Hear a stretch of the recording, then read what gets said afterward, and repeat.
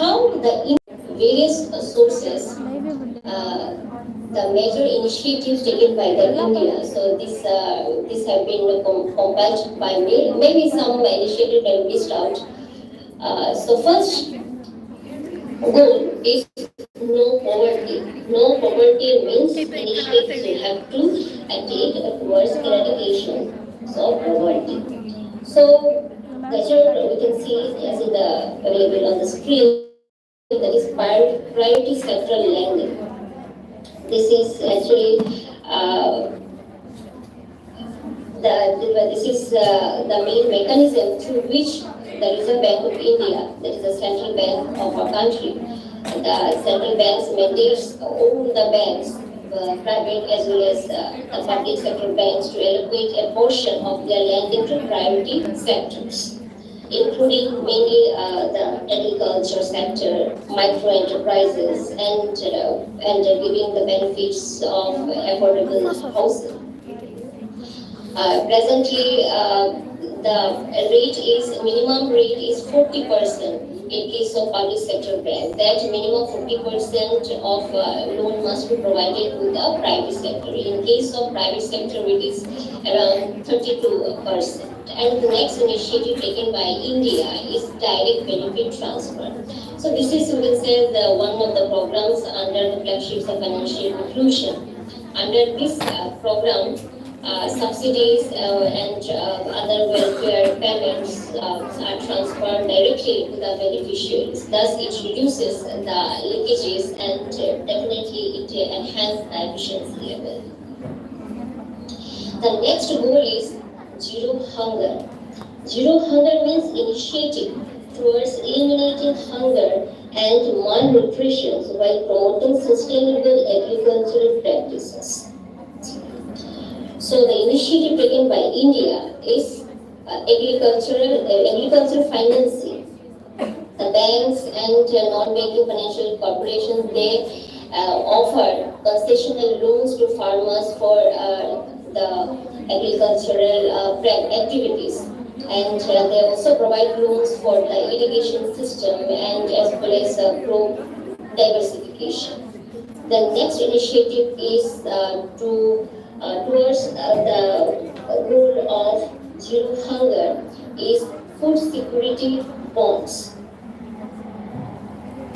Banks, particularly government bonds actually. So government bonds raise funds for programs like the public distribution system and midday meal scheme. For example, here I have cited the Food Corporation of India.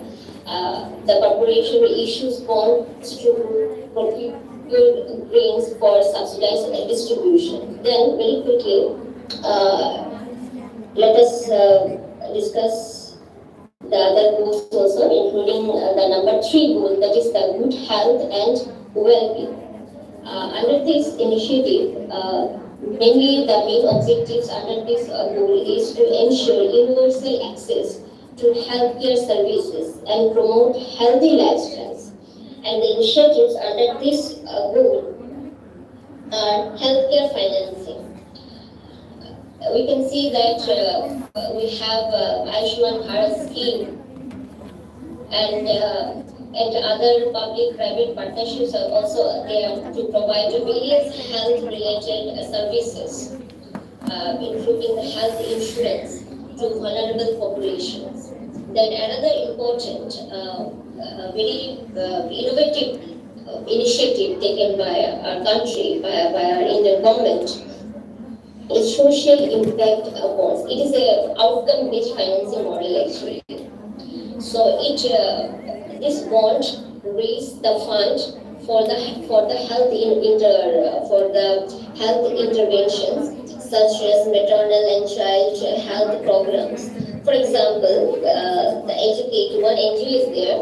The Educate Girls Development Impact Bond. This bond is issued by the NGO, and the main purpose is to improve the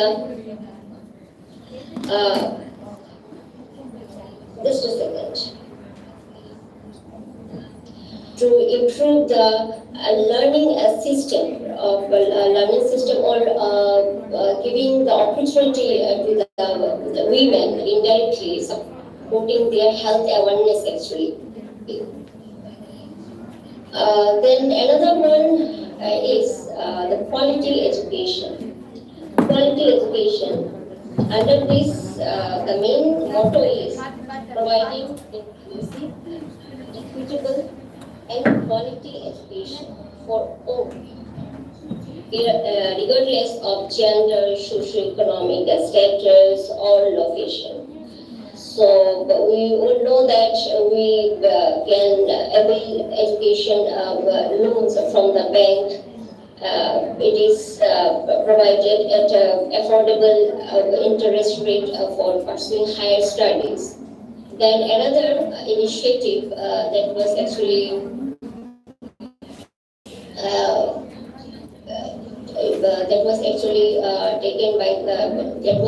implemented by the Indian government through the wing of SEBI, that is CSR funding. CSR funding, under this, that a company has to spend a minimum 2% of their profit for the well-being of the society. That we normally call CSR. So under CSR activities, company has to spend minimum 2% of their profit. And CSR activities under this goal basically include building schools, providing scholarships, supporting digital education, etc. And for example, I have cited here, that is the Internet Sathi. This program actually run by the Tata Trust to empower rural women with digital literacy. Then fifth sustainable development goal is gender equality. Gender equality, it means ending the discrimination against women and girls and ensure their full participation in all aspects of life. So the initiatives taken by the Indian government are women-centric financing. So women-centric financing, basically you can see the self-help groups, and then there are special scheme-specific schemes also there for only the women entrepreneurs. For example, here I have cited Stree Shakti scheme. Under this, if financial institutions, including banks, they provide collateral-free loans to women-owned businesses. Collateral-free loan means initiatives towards the gender equality is the microfinance initiative. So microfinance institutions basically empower women through small loans for income generation. The next goal is clean water and sanitation. Clean water sanitation, this goal ensures universal access to safe and affordable drinking water and sanitation facilities. So for this, we have green bonds for water projects. Then we have also Jal Jeevan Mission. Jal Jeevan Mission, as per the record, published record, by 1st February 2025, the Jal Jeevan Mission had achieved the installation of tap water connection in an additional 12.20 crore rural households. And this has elevated overall coverage to more than 15.44 crore households. That is representing actually 79.74% of India's rural households.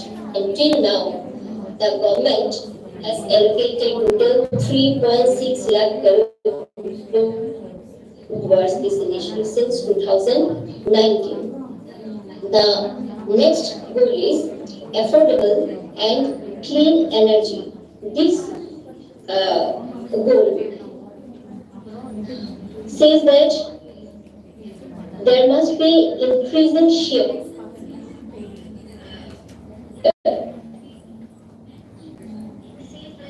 of renewable energy efficiency in the world. So for this, in India, the banks and non-banking financial corporations, they prioritize renewable energy projects. As I said before, that under priority sector lending, they provide the specified certain amount for the specific sectors, and renewable energy is one of those sectors. One very innovative, we can say, step taken by our country is the financing of the Badla Solar Park, which is one of the largest solar parks globally, you can say. The next initiative is the green bonds. India is, you can say, the leading issuer in this field. That is the green bond, issue of green bond, through which our country raised funds for solar, wind, and biomass projects. And for the example that I have cited here is India's first sovereign green bond, which raised 80 billion in 2023. The next goal is decent work and economic growth. Decent work. This goal actually aims at promoting sustained economic growth and creating decent jobs for all. What is decent job here means? Decent job means employment that provides workers with fair income, security, and dignity while ensuring safe working conditions, equal opportunities, and respect for their rights. Actually, this decent job concept was promoted by the International Labour Organization as part of its efforts to promote social justice and sustainable development.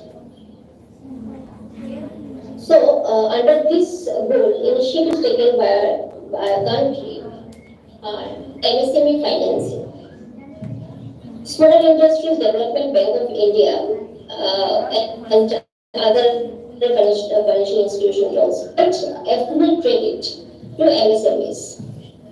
And we know that MSMEs are the key drivers for job creation.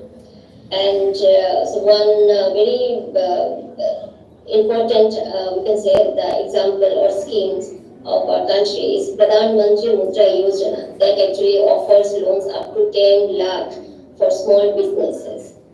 Then obvious thing, we can say, the startup ecosystems, the venture capital and the angel investors, they fund the startup for promoting innovations and the employment. The next is industries, innovation, and infrastructure. So very quickly, skipping this, tax-free infrastructure issue the bond, and through that fund, they finance such kind of infrastructure development projects. Then the next is Urban Mission for Rejuvenation and Urban Transformation and the Smart Cities Mission. Under this mission, actually, focus was made on water supply, sanitation, and urban mobility. For example, Kochi Metro that integrates electric buses and solar power stations. So, as per the published source, Kochi Metro Rail Limited is at the forefront of transforming urban mobility with innovative and sustainable solutions. The next is responsible consumption and production. So here, the main goal is promoting efficient use of natural resources and reducing waste. So for this, one concept is there that is called the circular economy. Circular economy. Circular economy, it means aiming at minimizing waste, extending the life cycle of resources, and creating sustainable production and consumption system by focusing on reuse, recycling, refurbishment, and sharing instead of the traditional approach, that is, take, make, dispose. So, based on that, this financing facility is provided by the Indian government, that is circular economic financing. So, under this financing system, financial resources are provided to support businesses, projects, or initiatives that align with the principles of a circular economy. For example, India Renewable Energy Development Agency is there, that we in short form we call IREDA. That agency finances biogas plants and waste to energy projects. Biogas plants are those plants that support actually decentralized energy generations from organic waste. That is agricultural residue and animal dung. Then next is sustainability-linked loans. Under this, company receive incentives for achieving ESG targets, that is economic, social, and governance (ESG) targets. For example, that is Adani Green Energy secures loans linked to renewable energy capacity. The next is the climate action. Climate action under this 13th goal. This goal addresses climate change through mitigation, adaptation, and resilience building efforts. So under this goal, SEBI actually, this is the latest one. SEBI mandates top 1,000 listed companies to report climate-related risk disclosures under BRSR, that is Business Responsibility and Sustainability Reporting.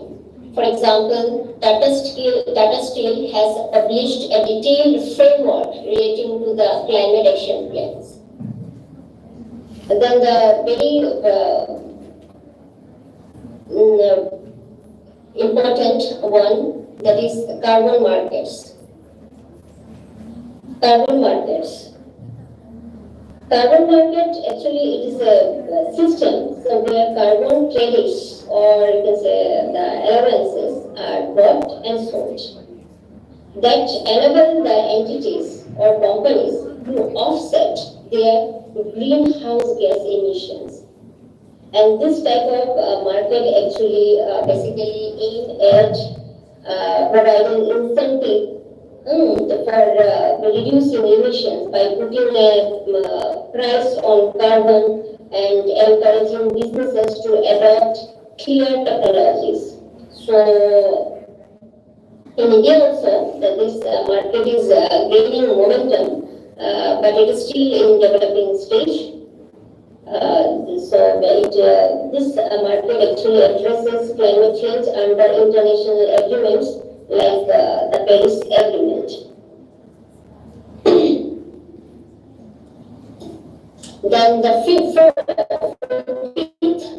goal is life below water. So land below water, this goal actually basically addresses the protection of marine ecosystems and promoting sustainable fishing practices. So for this we have the blue bonds and coastal infrastructure funds. Blue bonds actually as of now India has not yet issued sovereign or corporate blue bonds. But however, it is under the process. Initiatives have already been taken by Niti Aayog and hopefully it will be launched very soon. Then the next is the coastal infrastructure. The coastal infrastructure basically, for coastal infrastructure development, funds are allocated for its resilience and mangrove protection.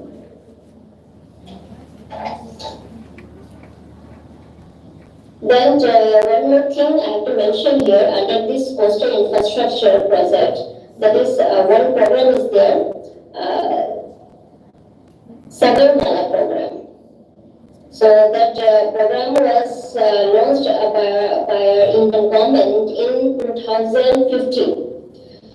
That aims at modernizing India's ports, improving port connectivity and promoting coastal economic development. So coastal development projects across the country actually come under the jurisdiction of Ministry of Ports, Shipping and Waterways. So under this program, that is a Sagarmala program, the ministry has partially funded till now, that is 171 projects having worth rupees 10,960 crore across coastal states and union territories. And out of this 171 projects, 53 projects worth of rupees 3,310 crore have already been completed, and 118 projects having worth of rupees 7,660 crore. These are under various stages of implementation and development. The next one is the life on land. Life on land. It means protection of terrestrial ecosystems and biodiversity loss. Under this, funds bonds, particularly the green bonds, have been issued for afforestation, and the fund raised through this green bond are used for reforestation and biodiversity conservation. I have to mention here that on 2nd January 2023, Tamil Nadu became the first Indian state to take the novel initiative of setting up a 1,000 crore Tamil Nadu Green Climate Fund. It is the first green bond which was issued by the Tamil Nadu state to support the climate change mitigation and greening projects. Then another fund is there that is called the Compensatory Afforestation Fund. This fund is basically regulated by the CAMPA. That is the compensatory that come under the Act Compensatory Afforestation Fund Act 2016. So that was this fund, Compensatory Afforestation Fund. It was established in 2002, but later on it was formalized in 2016. So basically, there are two structure, two levels, that is the national level and the state level. So at national level, the CMPA that oversees the fund allocation at the central level, and the state CMP that implements the projects at the state level. And the next is the peace, justice, and strong institutions.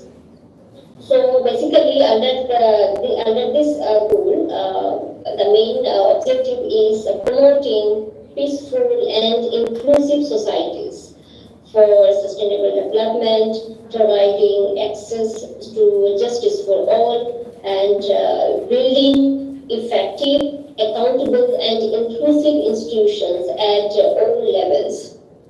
So, some of the basic or major initiatives that you have taken, it is anti-corruption measures, for example, the payment. So definitely the using of UPI facilities to some extent has reduced this anti-corruption, has taken the corruption, the fraud, etc. No doubt, it is technology-based services, so we have to be aware about the challenges also. We have to look after the various challenges. Accordingly, we have to take the precaution also. Then next is the judicial reforms. For judicial reforms, I want to say that, for example, the e-course project. It is an initiative under the Digital India program, which aimed at digitizing the Indian judiciary. And basically, it involves the computerizations of courts, the creation of digital infrastructure, and the provision of online services to improve access to justice. And the it has allocated approximately 9,000 crore for the third phase, so from 2023 onwards. Then the last goal is the partnership for the goals. It means strengthening the means of implementation and revitalize the global partnership for sustainable development. So under this, I have mentioned 2 points. One is the global collaborations, the other one is the blended finance. So definitely India partners with the global agencies like the World Bank and United Nations Development Programs for Sustainable Development, and blended finance, a very innovative concept. So blended finance, basically it is a strategic use of public or philanthropic capital to mobilize private sector investment. It basically bridges the gap between public and private capital, which enables investments in sectors that are very crucial for sustainable development, but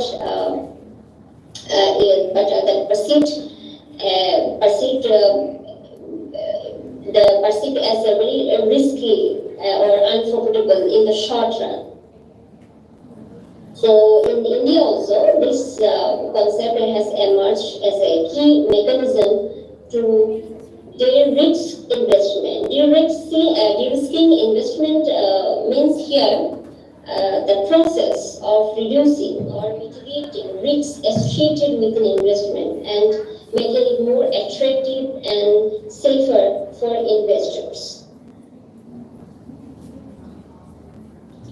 Then the next, I would like to move towards how. So far we have understood that the 17 sustainable goals, how we means the Indian government has addressed this 17 goals through various financial mechanisms. And now I am moving towards how is sustainability embedded in accounting and finance. I have mentioned a little bit before that the various regulators are there, like Reserve Bank of India, SEBI, Actually, it is the policy, or you can say the regulatory framework that shapes the development process. And the successful implementation of such policies, along with compliance with the regulatory framework, actually that defines the success.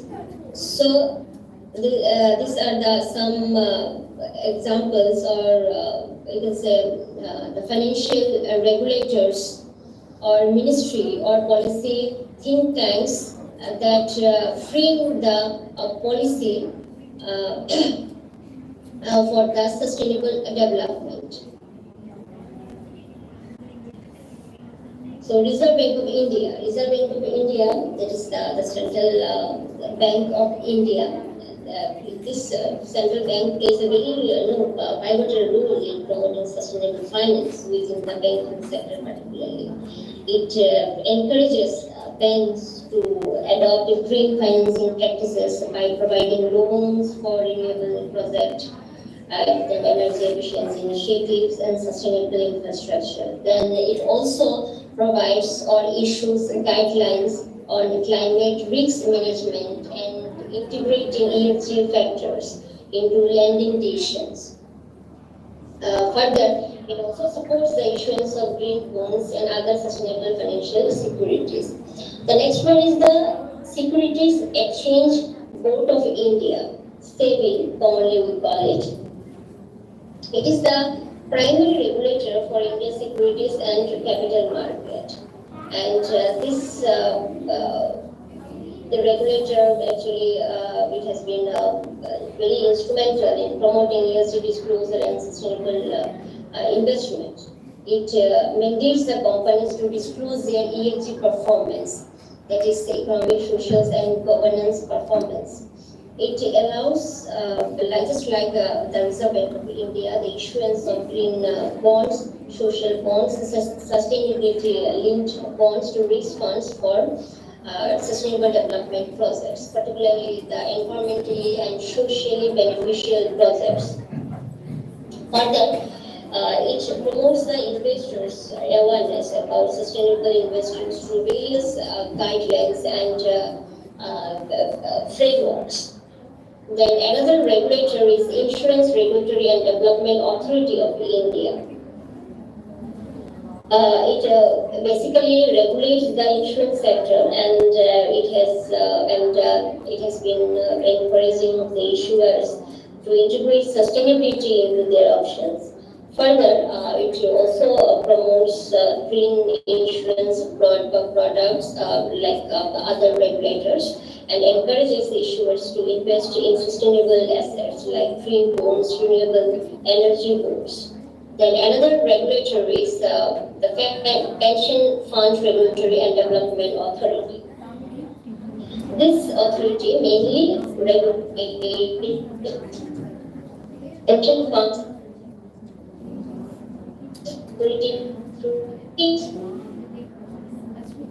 considerations into pension encourage this and I think that will be the option.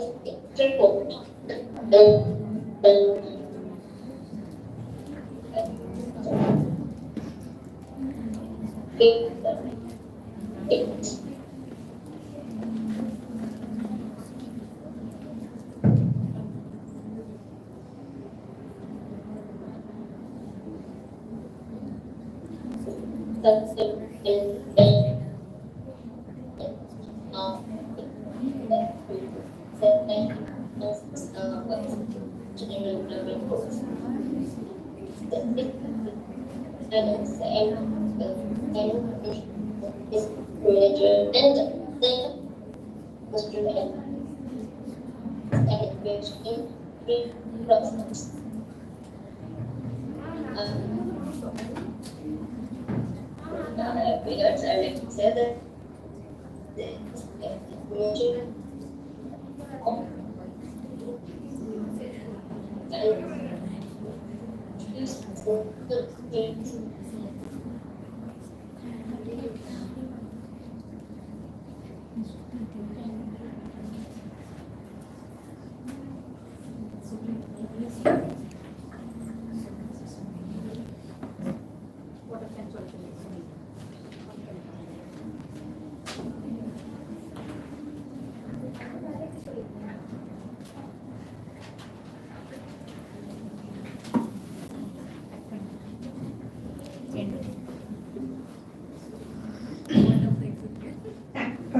I kindly request Srimati from BCom PA to present vote of thanks.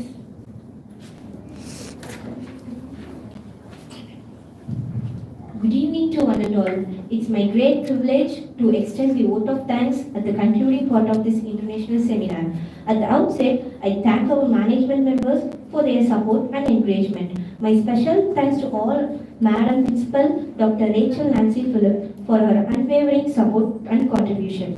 I submit my sincere thanks to the resource person of Session 1 and Session 2, Dr. R. Karnakaran Sir and Dr. S. Sivakumar Sir for valuable insight and provoking address in forenoon session. My wholehearted thanks to our guest, Dr. Neeta Sri Barman, Assistant Professor, Department of Accountancy, Pandit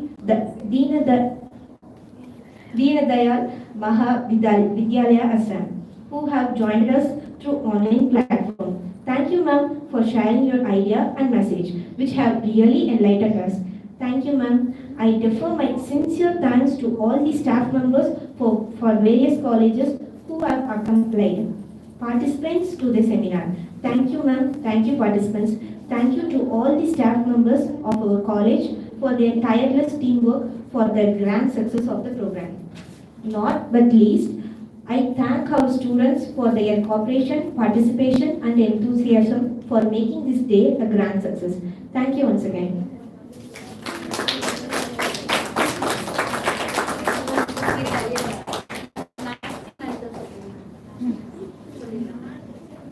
We will conclude this event by raising up for the national anthem. जनगणमनगणनायक जय हे भारत भाग्य विधाता पंजाब सिंध गुजरात मराठा द्राविड उत्कल गंगा विंध्य हिमाचल यमुना गंगा उच्चल जल शिशरंगा जल शुभ नामे जाहे जब शुभ आशीष माहे जागे जब सैयदादा जनगण मंगल नायक जय हे भारत भाग्य विधाता जय